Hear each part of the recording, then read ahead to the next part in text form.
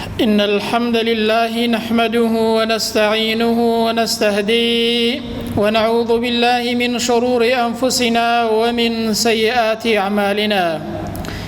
أشهد أن لا إله إلا الله وحده لا شريك له، وأشهد أن محمدًا عبده ورسوله. اللهم صل على محمد وعلى آل محمد كما صليت على إبراهيم وعلى آل إبراهيم في العالمين إنك حميد مجيد. أيها الناس، أوصيكم ونفسي أولا بتقوى الله وطاعته وكثرة مخافته ولزوم أوامره واجتناب عما نهى عنه الله. قال تعالى في كتابه العزيز: يا أيها الذين آمنوا اتقوا الله حق تقاته ولا تموتن إلا وأنتم مسلمون. أما بعد، فإن أصدق الحديث كتاب الله، وخير الهدي هدي محمد صلى الله عليه وسلم، وشر الأمور محدثاتها، وكل محدثة بدعة، وكل بدعة ضلالة، وكل ضلالة في النار. أما بعد، إنسان لو دنيا يدا مكلف بويك بردوان بلسر إيمان وإسلامتيكي هتاوكو مردن، هتاوكو دقات وخزمتي پروردگار. مكلف بويك ودستي هنا ولو دنيا يدا لإيمان وإسلامتي وتقوى وإخلاصي لسری بردوام به هتاوکو دەگاتەوە و خزمەتی پەروەردگاری. بۆیە کورتێک دەربارەی ئیستیقامەت دامەزراوی باز دەکەین لەسەر ئیمان و ئیسلامەتی. ئیستیقامەت واتە جێبەجێکردنی فەرمانەکانی خودای پەروەردگار بەکردن و نەکردن، ئەنجا بەردەوام بوون لەسەری هەتاوەکو مردن، بانگواز کردن لپێناویدا. ابن حجر فرموویەتی: الاستقامة كناية عن التمسك بأمر الله تعالى فعلا وتركا. استقامت بریتیە لە دەستگرتن بە فەرمانەکانی خودای پەروەردگار بەکردن و نەکردن، جێبەجێکردنی فەرمانەکانی خوای پەروەردگار، دوورکەوتنەوە لە قەدەغەکراوەکانی خودای پەروەردگار. یاخود گوتراوە ئیستیقامەت واتە ڕۆیشتن بە ڕێگادا بە پێی مەنهەج و یاسا و شەریعەتی خودای پەروەردگار، ئەنجا بەردەوام بوون لەسەری بەو شێوازەیەی کە خوای پەروەردگار ئەمری بە ئینسان کردووە و خوای پەروەردگار ئەمری پێکردوین. حەقیقەتی ئیستیقامەت دووشت لەخۆ دەگرێت. یەکەمیان ڕۆیشتن لەسەر ڕێگای ڕاست، وەکو خوای پەروەردگار دەفەرمێ: وأن هذا صراطي مستقيما، ئەوە ڕێگای ڕاستی منە، فاتبعوه، شوێنی بکەون و بەو ڕێگا ڕاستەی دابڕۆن. دووهەمیان حەقیقەتی ئیستیقامەت ئەوە لەخۆ دەگرێت بەردەوام بوون و دامەزراوی لەسەر ئەو ڕێگایە هەتاوەکو مردن، وەکو خوای پەروەردگار دەفەرمێ: ولا تموتن إلا وأنتم مسلمون، مەمرن تەنها بە مسلمانی نەبێت، واتە لە دنیادا بە مسلمانی بژین بۆ ئەوەی بە مسلمانی بمرن. چونکە هەر کەسێک لەسەر ئیمان و ئیسلامەتی بژیێت، بێگومان هەر لەسەر ئەوەش دەمرێت و هەر بەو شێوازەیەش دەمرێت. بۆیە خوای پەروەردگار ڕووبەرە و پێغەمبەر و ئومەتی پێغەمبەر صلی الله عليه وسلم دەفەرمێت: فاستقم كما أمرت، دامەزراو بە، بەردەوام بە، جێگیر بە، ئەی پێغەمبەر صلی الله عليه وسلم، ئەی ئومەتی پێغەمبەر، هەروەکو چۆن فەرمانت پێکراوە. ومن تاب، و ئەو کەسانەش بەردەوام بن کە تەوبەیان کردووە و گەڕاونەتەوە بۆ لای خودای پەروەردگار. ولا تطغوا إنه بما تعملون بصير، ئەنجا زێدەڕەوی مەکە و تێمەپەڕێنن، خوای پەروەردگار بەوەی کە ئێوە دەیکەن بینایە و دەتان بینێت. ابن عباس ڕەزا و ڕەحمەتی خوای پەروەردگاری لێبێت لە تەفسیری ئەو ئاەتەدا دەفەرمێت: قرسترین ئاەت لە قورئاندا لەسەر پێغەمبەر صلی الله عليه وسلم بريتي بوا لو آيتي لسورة هود كذا فرميت فاستقم كما أمرت بۆیە پێغەمبەر دەفەرمێ صلی الله عليه وسلم سوورەتی هود پیری کردم. یەکێک لە زانایان دەفەرمون یەکێک لەو شتانەی کە پێغەمبەر وای فەرمووە بریتیە لە بوونی ئەو ئاەتە کە خوای گەورە دەفەرمێ فەستەقیم کەما ئومیرتە، دامەزراو بە جێگیر بە لەسەر ئەوەی کە فەرمانت پێکراوە بەو شێوازەی کە فەرمانت پێ دەکرێت. چۆن فەرمانت پێکراوە بەو شێوازەیە دامەزراو بە. بەڕاستی قورسە ئینسان هەتاوەکو مردن دامەزراو بێت لەسەر ئیمان و ئیسلامەتیەکەی نەچێتەوە دواوە. بەڵام ئینسان کە ڕووی لە خوای پەروەردگار کرد خۆی یەکلا کردەوە، خوای پەروەردگار لەسەری ئاسان دەکات. معازی کوڕی جەبەل دەفەرمێ گوتم ئەی پێغەمبەری خوای صلی الله عليه وسلم ئەوصینی ئامۆژگاریم کە. پێغەمبەر فەرمووی بەندایەتی بۆ خوای پەروەردگار بکە و هابەشی بۆ بڕیار مەدە. دەفەرمێ گوتم یا رسول الله صلی الله عليه وسلم زیدنی، ئەی پێغەمبەری خوای زیاتر ئامۆژگاریم کە. پێغەمبەر فەرمووی ئیذا ئەسەئتە فەئەحسن، ئەگەر خراپەیەکت کرد چاکەیەکی بەدوادا بکە بۆ ئەوەی کە ئەو چاکەیە خراپەکەت لەسەر ڕۆژکاتەوە. ئەنجا دەفەرمێ جارێکی دیکە گوتم ئەی پێغەمبەری خوای صلی الله عليه وسلم زیدنی، زیاتر ئامۆژگاریم کە. لە سێهەمین جاردا پێغەمبەر فەرمووی قال استقم ولتحسن خلقك، پێغەمبەر فەرمووی دامەزراو بە، ئیستیقامەتت هەبێت لەسەر ئەوەی کە فێری بووی و پێم فەرمووی و پێم گوتووی، دامەزراو بە لەسەری وهروەها خوو ڕەوشتت جوان بێت. حەسەنی بەسڕی سەمارەت بە ئیستیقامەت فەرموویەتی ئیستیقامەت بریتیە لەوەی کە ئینسان دامەزراو بێ لەسەر فەرمانی خوای پەروەردگار، فەرمانەکانی جێبەجێ بکات، لە قەدەغە کراوەکانی دوورکەوێتەوە. ئیبن تەیمیە فەرموویەتی ئەعظەم الکەرامەتی لزوم الاستیقامە، گەورەترین ڕێز و کەرامەت بۆ ئینسان بریتیە لە بوونی ئیستیقامەت و بەردەوامبوون لەسەر ئیستیقامەت، دامەزراوی لەسەر ئیمان و ئیسلامەتی. ابن رجب فرموویەتی ئەسڵ الاستیقامەتی، ئەسڵ و بنچینەی ئیستیقامەت بریتیە لە دامەزراوی دڵ لەسەر تەوحید و یەکتاپەرستی خودای پەروەردگار. چونکە ئەگەر دڵی ئینسان دامەزراو بوو بێگومان ئەندامەکانی دیکەش هەمویان دامەزراو دەبن. یەکێک لە زانایان فەرموویەتی ئیستیقامەت بە 5 شت وەدەستدێت. یەکەمیان ئیستیقامەتی زمان لەسەر زیکر و سەنای خودای پەروەردگار. دووهەمیان ئیستیقامەتی نەفس لەسەر گوێڕایاڵی خوای پەروەردگار و شەرم لە خوای پەروەردگار. سێهەمیان ئیستیقامە بەوە دەستدێت ئیستیقامەتی دڵ لەسەر خەوف و ڕەجا، لەسەر ترس لە خوای پەروەردگار و ئومێد هەبوون بە خودای پەروەردگار. چوارەمیان ئیستیقامەتی ڕوح لەسەر صدق و سەفا، لەسەر ڕاستیەتی و لەسەر پاکیەتی ڕوحی ئینسان. پێنجەمینیان ئیستیقامەتی نهێنیە لەسەر بە گەورەگرتنی خوای پەروەردگار، وەفاکردن بەو عەهد و پەیمانانەی کە ئینسان داویەتی بە خودای پەروەردگار، وەکە لە نێوان خۆی ئینسان وعد و پەیمانێک دەدا، وعد و پەیمانەکەی بەریتە سەرێ. ئابە و پێنجە ئیستیقامەت و دامەزراوی بەدەست دێت. لەیسی سەمەرقەندی لە کتێبی تەنبیه الغافلیندا فەرموویەتی نیشانەی ئینسانی دامەزراو ئەوەیە کە وەکو چیاوایە، وەکو چۆن چیا دامەزراوە، نیشانەی ئینسانی دامەزراویش وەکو چیاوایە. ئەو کەسەیە وەکو چیایە. دەفەرمێت چیا 4 نیشانەی هەن. ئەو کەسەی کە دامەزراوە و خاوەنی ئیستیقامەتیشە ئەو 4 نیشانەی هەن. یەکەمیان چیا؟ گەرما نایتوێنێتەوە، سەرما نایبەستێت، ئەنجام هیچ بایەک نایجۆڵێنێت، هیچ لافاوێکیش چیا نایبات. ئینسانی ئیمانداریش بەو شێوازەیەیە. وەختێک ڕەشەبای بێدینی هەڵدەکات، وەختێک ڕەشەبای شوبهە و شەهەوات جاری وهەیە هەڵدەکات، نایجۆڵێنێت، چونکە ئەو دامەزراوە لەسەر ئیمان، لەسەر ئیسلامەتیەکەی. وەختێک جاری وهەیە ڕەشەبای تەماع، جاری وهەیە لە خشتەبەردنی گەنجان دێتە ئاراوە، جاری وهەیە ئیوا هەیە خەڵک هەیە، خەڵک ئینسان مسلمانان لە خشتە دەبات. بەڵام ئینسانی دامەزرا وەکو چیا وایە هیچ ڕەشەبایەک نایجۆڵێنێت گەرما و سەرمای دێتە ڕێگا.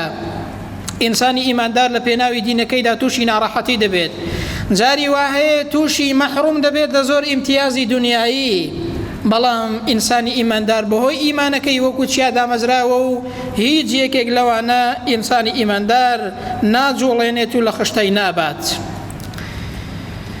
بوارەکانی دامەزراوی گەلێک زۆرن، لەوانەیە کەمیان دامەزراوی لەسەر عەقیدە و بیر و باوەڕ و تێگەیشتن لە ئیمان و ئیسلامەتی، چونکە ئینسان کە ئیمانی عەقیدە و بیر و باوەڕی دامەزراو بوو، دڵی دامەزراو بوو، ئەندامەکانیشی دامەزراو دەبن. دامەزراوی لەسەر تێگەیشتن لە دین، جاری وا هەیە ئینسانی وا هەیە هیچ خەمی نییە لە دینەکەی حاڵی دەبێت یاخود نا، لە دینەکەی تێگەیوە یاخود نا. ئینسان دامەزراو بێت، بیەوێت هەوڵدات لە دینەکەی حاڵی بێ وەکو خۆی، بۆ ئەوەی کە ئینسانی ئیماندار لەسەری دامەزراو بێت. دووهەم لە بوارەکانی دامەزراوی بریتیە لە دامەزراوی لەسەر عیبادەت، سابت بوون و جێگیربوون و دامەزراوی ئینسان لەسەر بەندایەتی خودای پەروەردگار. ئیبن دەقیق قسەیەکی زۆر جوانی هەیە کە یەکێکە لە زانایان دەفەرمێت هیچ قسەیەکم نەکردووە، هیچ کردەوەیەکم نەکردووە ئیلا لە بەرامبەری خودای پەروەردگاردا وەڵامم بۆ ئامادە کردووە. ئەگەر خوای پەروەردگار لێم بپرسێتەوە لەو قسەی کە کردومە، لەو کردەوەی کە کردومە، وەڵامم بۆ بەردەمی پەروەردگار حاضر کردووە. تەماشاکەن بەڕێزان، چەند قسەیەکی بەهێزە، وەکو دەڵێن پێویستە بە ئاوی زێڕ بینووسیەوە. ئێمە جاری وا هەیە کردەوەیەک دەکەین نەک خوای پەروەردگار، ئەگەر کەسێکیش لێمان بپرسێ و بیزانێ شەرمەزار دەبین. بەڵام ئەو زانایە دەفەرمێ هەر قسەیەکم کردبێت، هەر کردەوەیەکم کردبێ بۆ بەردەمی پەروەردگارم وەڵامم حاضر کردووە، ئەگەر خوای گەورە لێمە پرسێتەوە وەڵامم ئامادە کردووە بۆ ئەوەی کە وەڵام بدەمەوە لە بەرامبەر پەروەردگاردا. دەی با ئێمەش تەماشای خۆمان کەین، ئەوە دامەزراویە بەڕێزان. بزانین کارەکانمان، قسەکانمان، هەڵوێستەکانمان ئەگەر بەیانی خوای پەروەردگار لێمان بپرسێتەوە دەچینە ناو گۆڕ، وەڵاممان پێ بەرامبەر بە پەروەردگار یاخود خوا نەخواستە خوا پەناماندا شەرمەزار دەبین لە بەرامبەر پەروەردگارماندا. سێهەم لە بوارەکانی دامەزراوی بریتیە لە دامەزراوی لەسەر خۆ ڕەوشتە جوانەکان، ئەخلاق و ڕەوشتی بەرز، لەسەر دامەزراوی لەسەر ڕاستگۆیی، دامەزراوی لەسەر ڕاستی، دامەزراوی لەسەر وعد و بەڵێن، دامەزراوی لەسەر ئەمانەت پارێزی هەتاوەکو کۆتایی هەموو ڕۆشتە جوانەکان. ئینسانی ئیماندار لەسەریان دامەزراو بێت هەتاوەکو دەگاتەوە خزمەتی پەروەردگاری بەو شێوازەیە بێ کە دینەکەمان داوامان لێ دەکات و خوا و پێغەمبەر صلی الله علیه وسلم داوامان لێ دەکەن. چوارەم لە بوارەکانی دامەزراوی بریتیە لە دامەزراوی ئینسانی ئیماندار لەسەر مەبدە و بیر و باوەڕەکەی، لەسەر هەڵوێستی بەرزی ئینسانی ئیماندار. جاری وا هەیە ئینسان لە سەردەمێکدا قسەی زۆر قەبە و گەورە دەکات، شیعاری زۆر گەورە بەرز دەکاتەوە، بەڵام دوایی ئیمتیازێک هاتە گۆڕێ ئەو شیعار و قسانەی نامێنن، ئەو هەڵوێست و مەبدە و بیر و باوەڕەی نامێنی کە هەیبووە. ئینسانی ئیماندار لە سایەی ئیمانەکەی لەسەر هەڵوێست و لەسەر مەبدە و بیر و باوەڕەکەی خۆی دامەزراوە هەتاوەکو دەگاتە خزمەتی پەروەردگاری خۆی لە یەک ئازدا دەڕوا و بەگوێرەی فەرمانی دینەکەی هەنگاو دەنێت. عەبدوڵڵای کوڕی حوزافە یەکێک لە هاوڵانی پێغەمبەری خوای صلی الله علیه وسلم لە کاتێکدا کە بە دیل دەگیرێت لە لای پادشای ڕۆمەکان، پادشای ڕۆمەکان پێی دەڵێ ئەی عەبدوڵڵا، تەنها ببە بە نەسڕانی نیوەی مڵکی خۆمت پێدەدەم.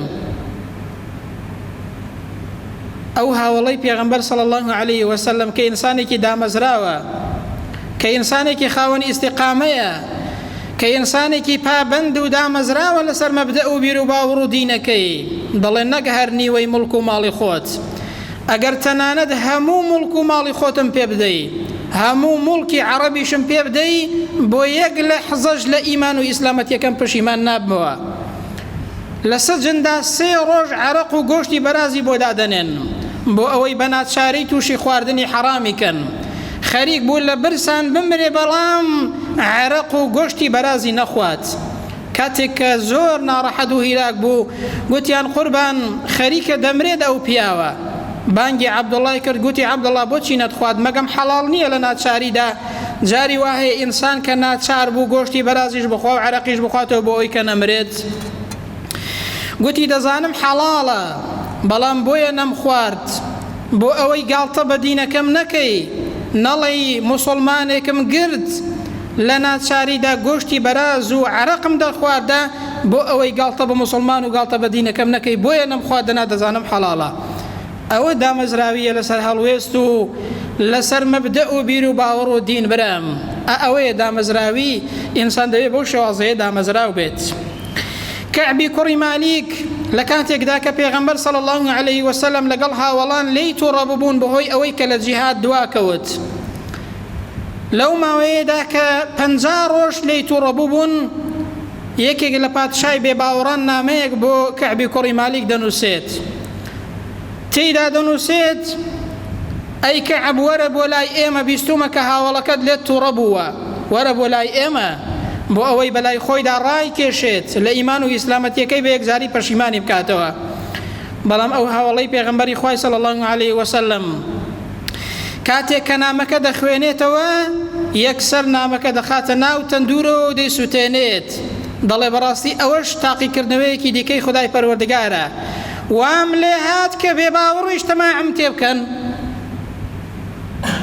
تەماشاکەن بەڕێزان، ئەوە هاوڵی پێغەمبەری خوایە صلی الله علیه وسلم تەنانەت ڕوو لە خۆی دەکات و گلەیی لە خۆی دەکات. ئایا من لە ئاستێکدام کە ئینسانێکی بێباوەڕ، دەسەڵاتدارێکی بێباوەڕ، زاڵم و ستەمکار تەماعم تێ بکات، نامەیەکم بۆ بنووسێ بڵێ وەرە بۆ لای ئێمە محەممەد بەجێ بێڵە صلی الله علیه وسلم لەسەر ئەوەی کە لێت تووڕە بووە؟ بەڵام نا، ئاوا ناکات برام، دەڵێ ئەوە تاقیکردنەوەیەکی خۆی پەروەردگارە، دامەزراوە لەسەر مەبدە و بیر و باوەڕەکەی خۆی پەروەردگار هەموو لایەکمان بەو شێوازەیە لێ بکات. پێنجەمین لە بوارەکانی دامەزراوی بریتیە لە دامەزراوی لەسەر نەکردنی گوناه و تاوان. جاری وهەیە ئینسان لە ڕەمەزانێدا پابەندە گوناه و تاوان ناکات، بەڵام لە دوای ڕەمەزان دەست دەکاتەوە بە گوناه و تاوان و کردنی تاوان خوا پەناماندات. خارجەی کوڕی موسعەب دەفەرمێ ماوەی 24 ساڵ لەگەڵ ئیبن عەوندا بووم کە یەکێکە لە زانایان، دەفەرمێ 24 ساڵ لەگەڵیدا بووم، پێم شک نایە مەلائیکەت گوناه و تاوانێکیان لەسەر نووسی بێت. لە ماوەی 24 ساڵدا کە لەگەڵیدا بووم پێم شک نایە گوناه و تاوانێکی کردە بێت. ئەوە دامەزراویە برام، لە ماوەی 24 ساڵدا گوناه و تاوانێکی نەکردووە، بەڵام ئێمە جاری وهەیە گاڵتە بە گوناه و تاوان دەکەین، جاری وهەیە خۆمان هەڵدەخەڵەتێنین، دەڵێن کوڕە دەی قەیناکە دوای تۆبە دەکەین، کوڕە دەی قەیناکە خۆ گوناهێکی گچکەیە خوا لەمان خۆش دەبێت. پێغەمبەر صلی الله علیه وسلم دەفەرمێ ئیاکم ومحقرات الذنوب، ئامۆژگاریتان دەکەم، ئاگادارتان دەکەم بەوەی کە گوناه بکەن سەیر نەکەن.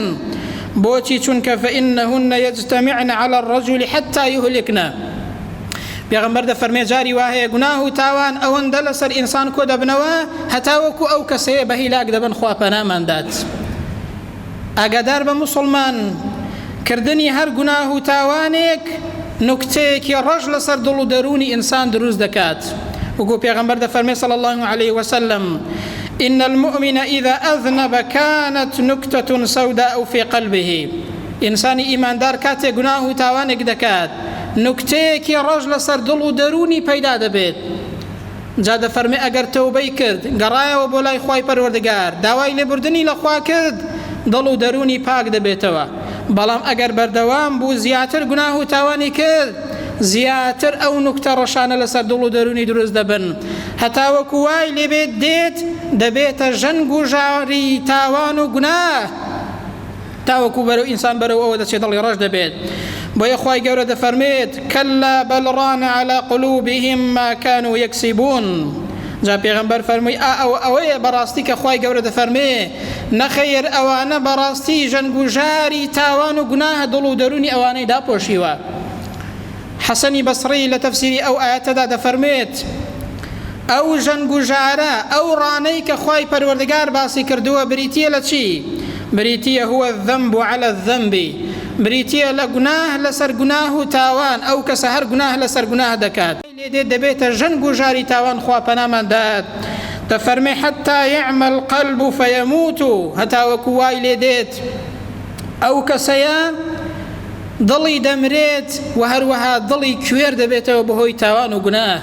وەریا بە موسڵمان هەر گوناه و تاوانێک نوکتەیەکی ڕۆژ لەسەر دڵ و دەروونی ئینسان دروست دەکات تاوەکو ئینسان وای لێ دێت دڵی ڕۆژ دەبێت بە هیلاک دەچێت بەهۆی گوناه و تاوانەوە. خدای پەروەردگار هەموو لایەکمان پەنا بدات و بە دوورمان کات لە گوناه و تاوان. لە کۆتاییدا بەرهەمی ئیستیقامەت چییە بۆ ئینسان؟ وەختێک ئینسان خاوەنی ئیستیقامەتە بزانین بەرهەمەکەی چییە لە دنیا و لە قیامەتدا. یەکەم لە بەرهەمەکانی ئیستیقامەت بریتیە لە دڵ ئارامی، بریتیە لە دابەزینی فریشتەکان بۆ لای ئەو کەسەی کە خاوەنی ئیستیقامەتە. فریشتە دادەبەزێتە سەری، دادەبەزێتە لای سەکینەت و دڵ ئارامی لە سێ کاتی زۆر حەساس و ناڕەحەتدا. خوای پەروەردگار دەفەرمێت إن الذين قالوا ربنا الله ثم استقاموا ئەو کەسانەی کە گوتیان تەنها ئەڵڵا پەروەردگارمانە پاشانیش دامەزراو بوون لەسەر ئەو بیر و باوەڕ و مەبدەئەیان ئەو کەسانە تەتەنەزەل عەلەیهم المەلائیکە ئەو کەسانە مەلائیکە دادەبەزێتە سەریان. ئەنجا وەکیع کە یەکێکە لە زانایان فەرموویەتی ئەو موژدەیە و ئەو مەلائیکەتانە کە دادەبەزنە سەر ئینسان لە سێ کاتی زۆر ناڕەحەتدایە. یەکەم لە کاتی سەرەمەرگدا فریشتە دادەبەزێتە لات، دێتە لات، پێت دەڵێ مەترسە و خەمبار مەبە. دووهەم لە ناو گۆڕدا کە شوێنێکی زۆر ناڕەحەتە بۆ ئینسان بە تەنیا لێت دەمێنیەوە لە ناو ئەو گۆڕەدا، هیچ کەسێک بەهاناتەوە نایێت. فریشتەی خوای پەروەردگار دادەبەزێتە سەر ئەو کەسەی، دێتە لای ئەو کەسەی کە خاوەنی ئیستیقامەت بووە. سێهەمینیان لە کاتێکدا کە ئینسان لە گۆڕ هەڵدەستێتەوە لە ڕۆژی قیامەت، لەو ڕۆژێشدا فریشتەی خوای پەروەردگار دێتە لای ئەو کەسە ئیماندار و خاوەن ئیستیقامەتە، پێی دەڵێ موژدەت لێبێ بە بەهاشت، موژدەت لێبێ مەترسە خەمبار مەبە، دڵی دەداتەوە و سەکینەت و دڵ ئارامی بۆ دروست دەبێت. دووهەمیان لە بەرهەمەکانی ئیستیقامەت بریتیە لە دڵ ئارامی، بریتیە لە سەکینەت، بریتیە لە موژدەی خودای پەروەردگار لە ڕێی فریشتەکانەوە، بریتیە لەوەی کە ئەو فریشتانە دڵی ئینسان دەدەنەوە بە ئینسان دەڵێن ئەللا تەخافوا ولا تەحزەنوا، خەمبار مەبن، مەترسن، خەمبار مەبە بەوەی کە لە دەستی دەدەی، مەترسێ ئەوەی کە بەرەو ڕووی دەچی چونکە کەسێکی خاوەن ئیستیقامەت بووی. سێهەمینیان لە بەرهەمەکانی ئیستیقامەت بریتیە لە البشرا بالجنة، خوا بە قسمەتمان بکات ئینشەڵڵا، بریتیە لە موژدەی بەهەشت.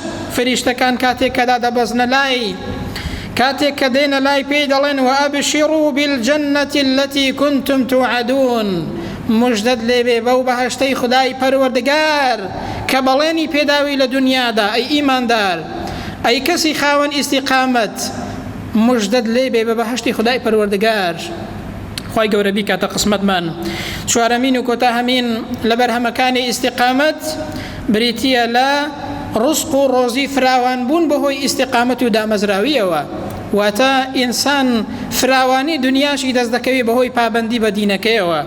خوای گەورە دەفەرمێت وأن لو استقاموا على الطريقة لأسقيناكم ماء غدقا، ئەگەر ئێوە لەسەر ڕێگای ڕاست بەردەوام بن، دامەزراو بن، جێگیر بن، ئەوە خوای پەروەردگار بارانێکی بە فەڕ و بەرەکەت و بە پیتتان بۆ دادەبارێنێت. وعمەری کوڕی خەتاب ڕەزا و ڕەحمەتی خوای پەروەردگاری لێبێ فەرموویەتی ئەینەما کان الماء کان المال، ئاو لە هەر شوێنێک هەبێ، باران لە هەر شوێنێک هەبێ، ماڵ و ڕزق و ڕۆزیش لەوێدا هەیە. ئەوانە بریتینە لە بەرهەمەکانی پابەندی.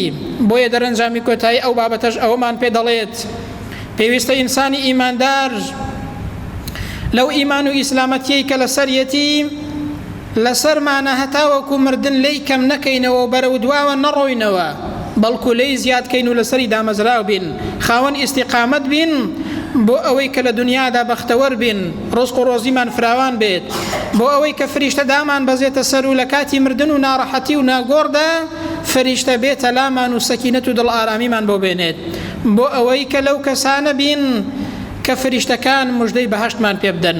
دوعا دەکەین و دەپاڕینەوە دەڵێن یا ڕەبی خۆیان گیان، بۆ خاتری ناوە جوان و سیفەتە بەرزەکانی خۆت کەی وامان لێ بکەی لەو کەسانەمان گێڕی کە لەو دنیادا دامەزراون خاوەنی ئیستیقامەتن لەسەر دینەکەیان لەسەر بیر و باوەڕ و مەبدەئەکەیان لەسەر خوڕە وشتە جوانەکان دامەزراون هەتاوەکو دەگەنەوە بە تۆ خوای پەروەردگار داوات لێ دەکەین ئەتۆش لەو کەسانەمان گێڕی کە خاوەنی ئیستیقامەت و دامەزراوین هەتاوەکو مردن لەسەر ئەو بەڵێنەی کە داویانە لەسەری بەردەوام دەبن و پابەند دەبن.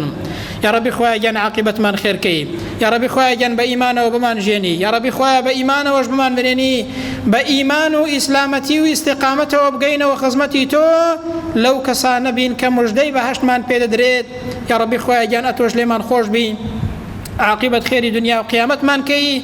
یا ربی خوای گیان لە ڕۆژی ناخۆشی و ناڕەحەتیەکان لە ڕۆژی قیامەتدا لە دەشتی مەحشەردا پارێزراومان کەی لە ناخۆشی و ناڕەحەتیەکانی دۆزەخ و دەشتی مەحشەر لەو کەسانە بین کە دەمان خێنا و ناز و نیعمەت و بەهەشتی پڕ ناز و نیعمەتی خۆت.